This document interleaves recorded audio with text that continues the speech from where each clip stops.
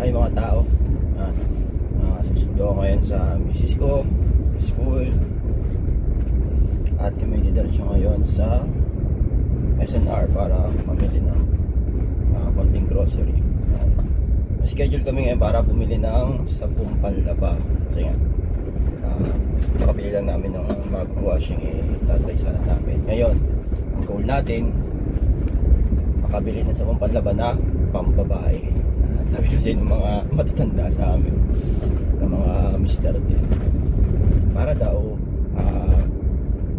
hindi kami ang mautosang maglaba, or hindi lalaki ang, para daw hindi ang lalaki ang maglaba, kailangan ang 10 panlaba na bibilin ay pambabae. Yan, diba, mga pambabae sabon. Ano lang, sa kulay dapat daw ay pink. Siguro pink, red, mga ganun. Wag lang daw yung mga blue or green, kasi panlalaki daw yun.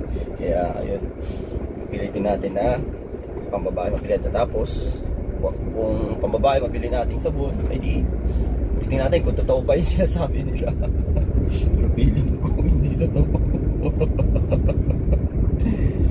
Yan.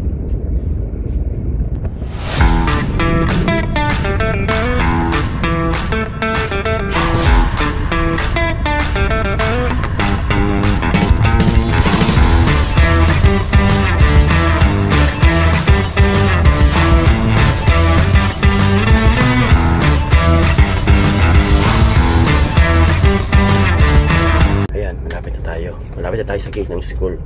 Tatawagan natin siya na sasabihin ko, nandito na ako sa baba, dun sa labas ng building nila. Kasi pag doon pa ako nagsabi sa malapit sa building nila, ako 30 minutes bago makababa.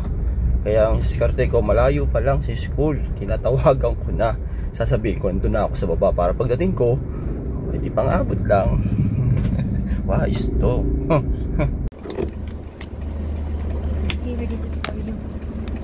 Code number 1 right. Ang kulit. I-give up mo na yan. Wala naman yan. Hindi yan kaya ito. Bahala ka pag nalaglag yan. Kiss.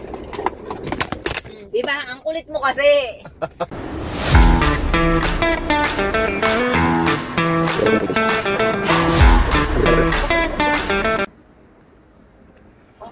Ya, para maganda yan. Yan, oh. Yan, ganda yan, bebe.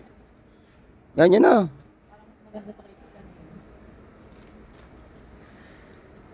Ako naman, kulay asul ang pinili.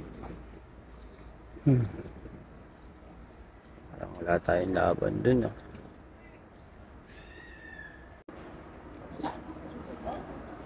Meanwhile,